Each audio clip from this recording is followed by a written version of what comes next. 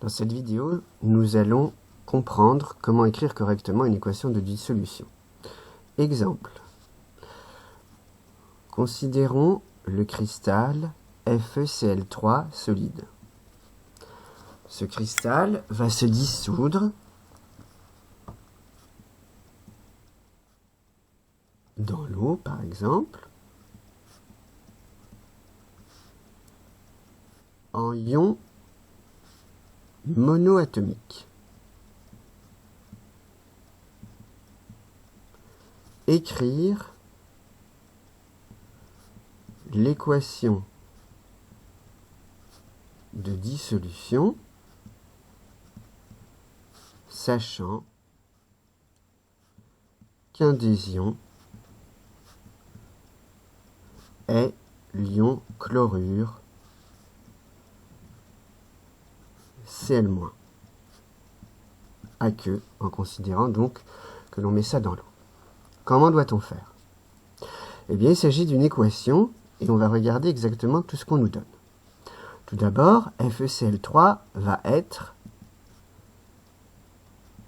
le réactif, et d'ailleurs l'unique réactif. Qu'est-ce qu'on nous indique? On nous indique qu'il y a des ions monoatomiques qui sont obtenus. Donc ce n'est pas des ions moléculaires, ça veut dire qu'il y a forcément un ion qui va correspondre au fer, mais dont on ne connaît pas pour l'instant la charge, et un ion qui va correspondre à l'élément chlore. Est-ce que lui, on connaît sa charge? Oui, ça nous est donné dans la deuxième question. C'est un ion chlorure Cl-.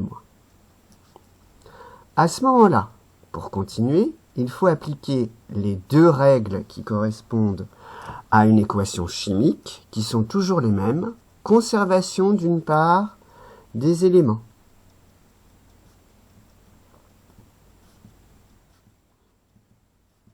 Or, ici on trouve un élément fer. Pour l'instant j'en ai un, tout va bien. Mais attention, j'ai 3 éléments chlore. Donc je dois retrouver ça sous la forme 3Cl-, puisque l'élément chlore va se retrouver uniquement sous la forme, on nous a dit, d'ion chlorure, qui est bien un ion monoatomique. Puis ensuite, il y a la conservation de la charge globale. Or, si on regarde, à gauche, le cristal forcément n'est pas chargé, et à droite, pour l'instant, on a 3 fois moins, une charge globale de 3-, il faut absolument avoir une charge de 3+. Donc, la seule solution, sans pour autant changer le nombre stoichiométrique du fer, qui doit être égal à 1, je ne peux pas faire autrement, cela signifie que le fer est chargé avec une charge 3+. C'est donc indication fer 3, Fe3+. Si on nous demande, par exemple, d'écrire Na2SO4, la dissolution de Na2SO4, sulfate de sodium, solide, alors il faut un petit peu d'entraînement aussi, et là se rappeler aussi de temps en temps des ions qu'on a déjà rencontrés.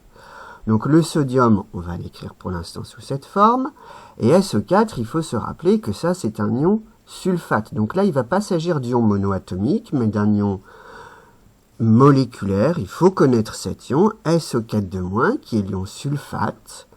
Donc pour l'instant, des S j'en ai 1, des O j'en ai 4, des sodium, pardon, il y en a 2 ici, donc il m'en faut 2 ici.